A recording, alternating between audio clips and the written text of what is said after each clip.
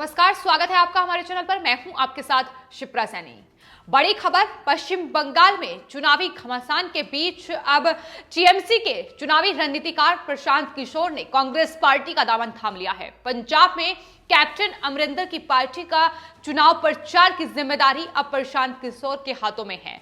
खुद पंजाब के मुख्यमंत्री कैप्टन अमरिंदर ने ट्वीट करते हुए इस बात की जानकारी दी है। उन्होंने लिखा है कि पंजाब के लोगों की भलाई के लिए एक साथ काम करने के लिए वो तत्पर है और अब उनके चुनावी रणनीतिकार प्रशांत किशोर होंगे।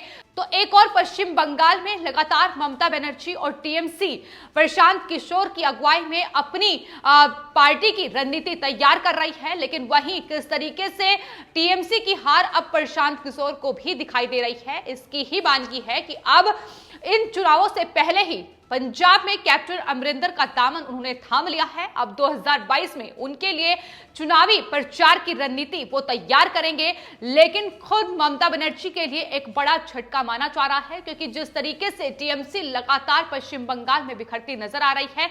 हालांकि इसको लेकर चुनावों की तारीखों के ऐलान के बाद प्रशांत किशोर ने एक ट्वीट किया था, जिसमें उन्होंने ये दावा किया था कि दरअसल 2 मई के नतीजों के बाद आप मेरे पिछले ट्वीट पर बात कर सकते हैं। पिछला ट्वीट यानी 21 दिसंबर को प्रशांत किशोर की ओर से एक ट्वीट किया गया था, जिसमें उन्होंने कहा था कि अगर बीजेपी बंगाल चुनाव में दहाई का आंकड़ा पार कर जाएगी तो मैं ट्विटर छोड़ दूंगा। अब लोग लगातार इस पर ही सवाल उठा रहे हैं कि पश्चिम बंगाल के चुनाव में अभी कुछ वक्त बाकी है। चुनाव के नतीजे 2 मई को सामने आएंगे, लेकिन इससे पहले ही प्रशांत किशोर ने पंजाब में कांग्रेस पार्टी का साथ थाम लिया है और इसको लेकर ही अब तमाम तरह के आरोप प्रशांत किशोर पर लगाए जा रहे हैं। हालांकि किस तरीके से तृणमूल कांग्रेस ममता बनर्जी की पार्टी में ही उनके ही विधायक प्रशांत किशोर पर पहले तमाम आरोप लगा चुके हैं। उनका साफ तौर पर कहना है कि एक गलत रणनीतिकार को पार्टी ने चुना है और अगर पार्टी हारती है तो उसके सबसे बड़े जिम्मेदार खुद चुनावी रणनीतिकार प्रशांत किशोर होंगे। ये पार्टी के कई विधायकों ने कहा है। इसके अलावा जिन्होंने टीएमसी का साथ छोड़ा है और बीजेपी का दामन थामा है, फिर चाहे उसमें शुभेंदु अधिकारी हो या तमाम दूसरे विधायक हो, उन्होंने साफ तौर पर कहा था कि पार्टी सिर्फ और सिर्फ 3 लोगों की है। उसमें ममता बनर्जी हैं, उनके भतीजे अभिषेक बनर्जी हैं और इसके अलावा चुनावी रणनीतिकार प्रशांत किशोर हैं। सिर्फ 3 ही लोगों की ये पार्टी है, बाकी किसी को भी तवज्जो नहीं दी जा रही है। तो साफ तौर पर प्रशांत किशोर पहले भी घिरते नजर आए हैं। इसको लेकर कैलाश विजयवर्गीय ने भी ट्वीट किया था। कैलाश विजयवर्गीय ने ट्वीट करते हुए लिखा था कि बीजेपी की बंगाल में जो सुनामी चल रही है, सरकार बनने के बाद इस देश को एक चुनावी रणनीतिकार खोना पड़ेगा। यानी प्रशांत किशोर को लेकर ही कैलाश विजयवर्गीय का ये ट्वीट था।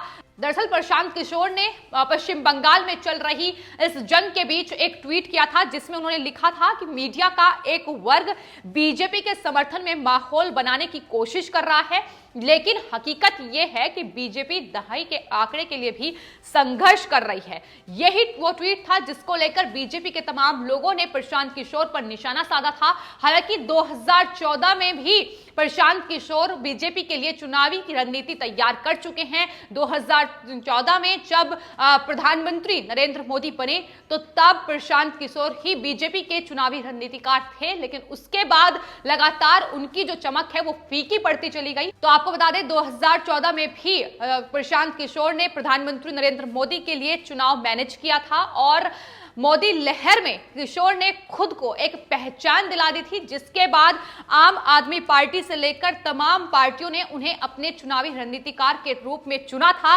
लेकिन वो अपना कमाल कहीं भी नहीं दिखा पाए और चुनाव में लगातार जो बनते बिगड़ते समीकरण थे उसको लेकर वो कहीं भी किसी भी पार्टी को भी पहचान नहीं दिला पाए। चाहे फिर वो राहुल गांधी हो या प्रियंका गांधी वाड्रा हो, राहुल गांधी को भी पहचान दिलाने की जिम्मेदारी उन्हें ही सौंपी गई थी, लेकिन उन्हें भी वो जनता के बीच जगह दिलाने में नाकामयाब ही साबित हुए।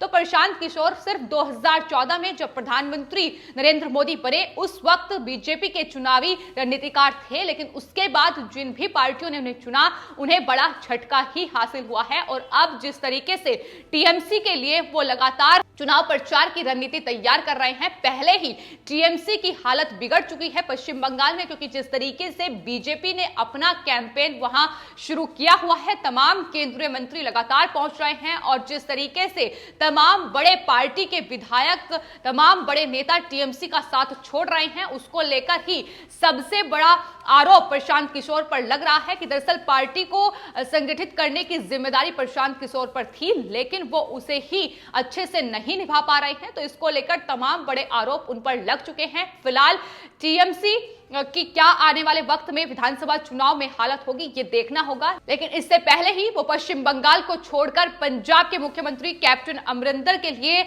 उनके प्रधान सलाहकार नियुक्त किए जा चुके हैं, जिसको लेकर साफ तौर पर कैप्टन अमरिंदर सिंह की तरफ से खुशी जाहिर की गई। आपको बता दें 2017 में पंजाब विधानसभा चुनाव में कांग्रेस पार्टी के लिए प्रशांत किशोर काम कर चुके हैं और 2017 विधानसभा चुनाव में हालांकि कांग्रेस पार्टी ने वहां से जीत हासिल की थी। यही वजह है कि दोबारा प्रशांत किशोर पर उन्होंने भरोसा जताया है। लेकिन जिस तरीके से पश्चिम बंगाल में प्रशांत किशोर की अगुवाई में टीएमसी की हालत बिगड़ रही है, उसको लेकर सवाल ही प्रशांत किशोर पर उठ रहे हैं।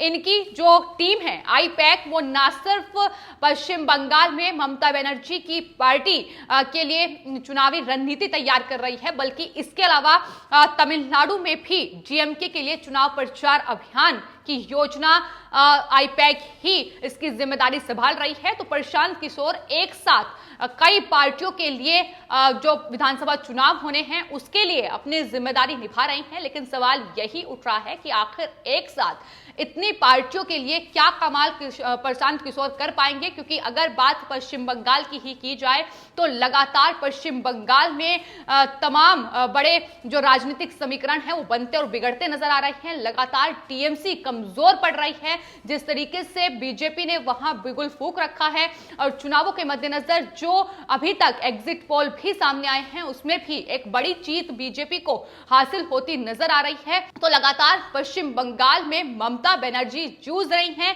कि आखिर पार्टी को किस तरीके से खड़ा किया जाए, क्योंकि तमाम बड़े नेता लगातार पार्टी पर ही बड़े आरोप लगा रहे हैं, फिर चाहे वो पश्चिम बंगाल की कानून व्यवस्था को लेकर हो या तमाम दूसरी योजनाओं को लेकर हो। जिस तरीके से पिछले 10 सालों में पश्चिम बंगाल में टीएमसी का राज रहा है, लेकिन किस तरीके से वहां कानून व्यवस्था बिगड़ी है, किस तरीके से गुंडागर्दी खुलेआम होती नजर आती है, इसको लेकर ही तमाम जो बीजेपी के तमाम बड़े नेता हैं, राज्यों के मुख्यमंत्री हैं, वो लगातार पश्चिम बंगाल का दौरा कर रहे हैं, वहां चुनावी जनसभाएं कर रहे हैं और लगातार उन्हें घेरने की कोशिश जारी है।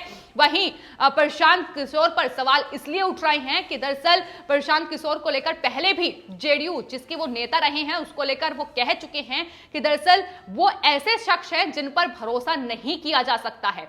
तो टीएमसी, डीएमके और अब पश्चिम बंगाल के बाद पंजाब का रुख वो करेंगे। 2022 विधानसभा चुनाव के लिए कांग्रेस के रणनीतिकार होंगे, लेकिन सवाल यही है कि क्या पश्चिम बंगाल में टीएमसी की हार प्रशांत किशोर को अभी से दिखाई दे रही है, इसलिए उन्होंने इससे चुनाव के नतीजों से पहले ही कांग्रेस पार्टी का दामन थाम लिया है। यही सबसे बड़ा सवाल है जिसको लेकर लोग लगातार अब प्रशांत किशोर पर सवाल उठा रहे हैं। तो जिस तरीके से प्रशांत किशोर अब विपक्ष की तमाम अलग अलग पार्टियों के चुनावी रणनीतिकार बन रहे हैं, उसको लेकर बिहार से एक एमएलए हरि मांझी ने ट्वीट करते हुए प्रशांत किशोर पर निशाना साधा है। उन्होंने लिखा है कि प्रशांत किशोर को क्यों नहीं समूचे विपक्ष का आईटी सेल हेड ही बना दिया जाए। तो ये तमाम तरीके से अब निशाना प्रशांत किशोर पर साधने की कोशिश लगातार अब पार्टी की ओर से उनके ही पार्टी के तमाम विधायक कर रहे हैं जिस पार्टी का वो हिस्सा रहे हैं। तो इस तरीके से लगातार बीजेपी जहां एक और हमलावर है,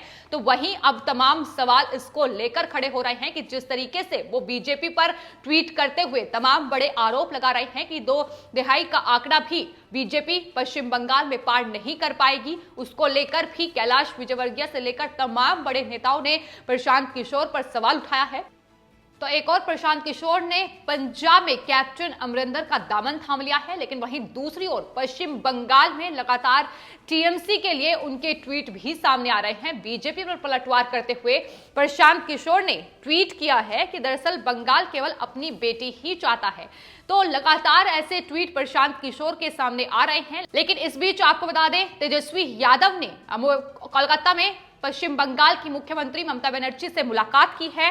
विधानसभा चुनाव में टीएमसी को समर्थन देगी तेजस्वी की पार्टी, ये उनकी तरफ से कहा गया है। तो लालू प्रसाद यादव के फैसले के बाद अब राजद ने यह फैसला किया है कि वो टीएमसी को समर्थन देगी। ये वही लालू प्रसाद यादव है जो बीजेपी को बिहार में नहीं रोक पाए, देश में नहीं रोक पाए, लेकिन अब टीएमसी का साथ वो वहां दे रही हैं। तो देखना होगा कि आखिर किस तरीके से अपनी राजनीति वहां चमका पाएंगे। लेकिन फिलहाल टीएमसी के लिए स्थिति लगातार बिगड़ती जा रही है, क्योंकि बड़ी संख्या में पश्चिम बंगाल में अगर बात की जाए तो तमाम जो वहां नेता हैं, तमाम टीएमसी के खासतौर पर नेता और एक्टर हैं, वो बीजेपी का दामन थाम रहे हैं। इसी कड़ी में बंगाली एक्टर श्रवंती चटर्जी ने भारतीय जनता पार्टी को ज्वाइन किया है। तो लगातार बीजेपी का वर्चस्व पश्चिम बंगाल में चुनावों से पहले बढ़ रहा है और एक बड़ा वोट बैंक बीजेपी ने तैयार कर लिया है। इसका अंदाजा टीएमसी को भी है। यही वजह है कि लगातार बौखलाहट भी अब टीएमसी की पश्चिम बंगाल में देखने को मिल रही है कि किस तरीके से बीजेपी के कार्यकर्ताओं को निशाना बनाया जा रहा है।